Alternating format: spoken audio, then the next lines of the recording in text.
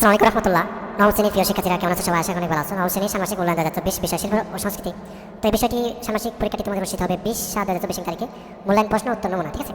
তো শিল্প সংস্কৃতি বিষয়ে তোমাদের হচ্ছে কিতাবের মূল্যায়ন প্রশ্ন করা হবে। তো আমরা হচ্ছে একক কাজ এবং দলগত কাজ রেখেছি। তো যেহেতু এই সাবজেক্টটি শিল্প সংস্কৃতি সাবজেক্ট, তো কিতাবের প্রশ্ন হবে, এই বিষয়টি খুবই গুরুত্বপূর্ণ। তো ভিডিওটি শুরু থেকে শেষ পর্যন্ত দেখো। তো শুরুতে দেখো তোমাদের জন্য একটি একক কাজ রেখেছি। সেটি হচ্ছে প্রশ্ন, তোমার গ্রামে উদযাপিত বৈশাখী মেলা নিয়ে একটি অনুচ্ছেদ লেখো, ঠিক আছে? যেহেতু শিল্প সংস্কৃতি সাবজেক্ট, তো তোমাদের যে বিশেষ করে সংস্কৃতি বা কালচার, বিশেষ করে গ্রামের, ঠিক আছে? তো এই সব বিষয় নিয়ে একটি অনুচ্ছেদ লিখতে বলা হতে পারে। তো আমরা হচ্ছে একটা অনুচ্ছেদ লিখেছি ইতিমধ্যে বৈশাখী মেলা নিয়ে। তো চলো আনসারটা দেখা যাক। উত্তর: নববর্ষ বাঙালিদের প্রাণের উৎসব, আর নববর্ষের প্রাণ হচ্ছে বৈশাখী মেলা। নববর্ষকে কেন্দ্র করে বাংলাদেশের বিভিন্ন স্থানে বৈশাখী মেলার আয়োজন করা হয়।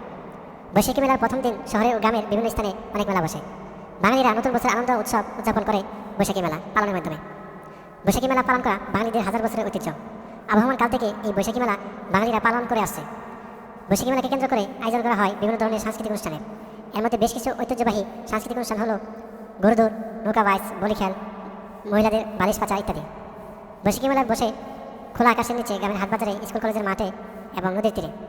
বৈশাখী মেলা বিশাল বট বৃক্ষের নিচে বসে। মেলাকে কেন্দ্র করে হরেক রকমের দোকানপাট বসে। সারাদিন মেলায় হরেক রকমের জিনিস কেনাবেচা হয়। গৃহিণীদের নিত্য প্রয়োজনীয় পণ্য, নানা জাতের কুটির শিল্প, মৃৎশিল্প, হস্তশিল্প, কুটির শিল্প এবং হরেক রকমের পণ্যের সমাহার ঘটে বৈশাখী মেলায়।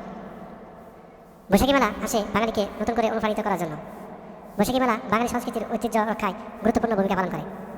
এ মেলায় বাঙালিদের ঐতিহ্যবাহী পোশাক, খাবার, গান, নৃত্য, নাটক, খেলাধুলা ইত্যাদির প্রদর্শনী ও পরিবেশনা করা হয়। এতে নতুন প্রজন্ম বাঙালি সংস্কৃতির সাথে পরিচিতি লাভ করে। বৈশাখী মেলা বাঙালির ঐতিহ্য ও সংস্কৃতির একটি গুরুত্বপূর্ণ অংশ। এ মেলা বাঙালিদের জীবনে আনন্দ, উৎসাহ, উদ্দীপনা সঞ্চয় করে।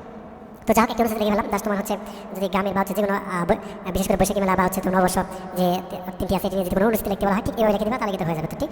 তো দেখো, তোমাদের জন্য আরেকটি কাজ দেওয়া আছে, সেটা হচ্ছে তোমাদের শিল্প সংস্কৃতির বিষয়ে যেটি লিখতে বলা বেশ কিছু জ্যামিতিক কাজ দেওয়া আছে, ঠিক আছে? তো একটি প্রশ্ন রেখেছি, সেটা হচ্ছে জ্যামিতিক আকৃতি দিয়ে একটি ছবি আঁকাও, ঠিক আছে? তো জ্যামিতিক আকৃতি দিয়ে একটি ছবি আঁকাও, তো ঠিক হচ্ছে এরকম। তো জ্যামিতিক আকৃতি দিয়ে কীভাবে ছবি আঁকবে, ঠিক এইভাবে ছবি আঁকবা, ঠিক আছে? আমি শুরু করে দিচ্ছি। এখান থেকে একটা ছবি আঁকা হয়েছে জ্যামিতিক আকৃতি দিয়ে। এই যে দেখতে পাচ্ছ কীভাবে এইভাবে দিয়ে, অর্থাৎ জ্যামিতিক আকৃতি দিয়ে তোমাকে হচ্ছে এইভাবে একটা ছবি আঁকতে হবে। তো যেহেতু শিল্প সংস্কৃতি সাবজেক্ট, অবশ্যই তোমাকে ছবি আঁকতে বলা হতে পারে। তো তোমাকে অবশ্যই কিন্তু ছবি আঁকতে হবে, ঠিক আছে? তো যাই হোক, এভাবে হচ্ছে একটা ছবি আঁকবা। যদি বলা হয় যে জ্যামিতিক আকৃতি দিয়ে একটি ছবি আঁকা, তো এইভাবে হচ্ছে আঁকবা, ঠিক আছে? এটি অবশ্যই বাসায় বসে প্র্যাকটিস করবা, কাজে লাগবে। তো তারপর দেখো, সর্বশেষ একটা দলগত কাজ রেখেছি তোমাদের জন্য। সেটা হচ্ছে যে দলগত কাজ প্রশ্ন, দৈনন্দিন জীবনযাপনের জন্য ব্যবহৃত সকল বস্তুগত অবস্তুগত সংস্কৃতির একটি তালিকা প্রস্তুত করো। এখানে বলা হয়েছে কি, একটা হচ্ছে বস্তুগত, আরেকটা কি অবস্তুগত যে সংস্কৃতিগুলো আছে দৈনন্দিন জীবনযাপনে ব্যবহৃত, ঠিক আছে?